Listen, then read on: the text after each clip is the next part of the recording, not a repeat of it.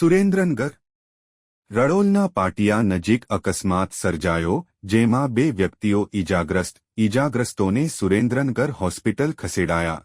ત્યારે આ બાબતે મળતી માહિતી મુજબ વાત કરવામાં આવે તો લીંબડી તાલુકાના રડોલ ગામે રહેતા જયપાલભાઈ ભુવાત્રા અને વનરાજભાઈ ભૂપતભાઈ જેઓ લીંબડી તરફથી પોતાના મોટરસાયકલમાં પેટ્રોલ ભરાવીને આવતા હતા ત્યારે બાઇક અને ટ્રક વચ્ચે ગંભીર અકસ્માત સર્જાયો હતો. ત્યારે 108 દ્વારા પાયલોટ દશરથભાઈ અને EMT દિજીરાજ દ્વારા તાત્કાલિક લીંબડી સિવિલ હોસ્પિટલ ખાતે ખસેડવામાં આવ્યા હતા. ત્યારે હોસ્પિટલના સ્ટાફ દ્વારા આ બંને યુવાનોને ગંભીર ઈજા પહોંચી હોવાથી સુરેન્દ્રનગર ખાતે રિફર કરવામાં આવ્યા અને આ બાબતે લીંબડી સિવિલ હોસ્પિટલ ખાતે MSC નોંધાઈ હતી.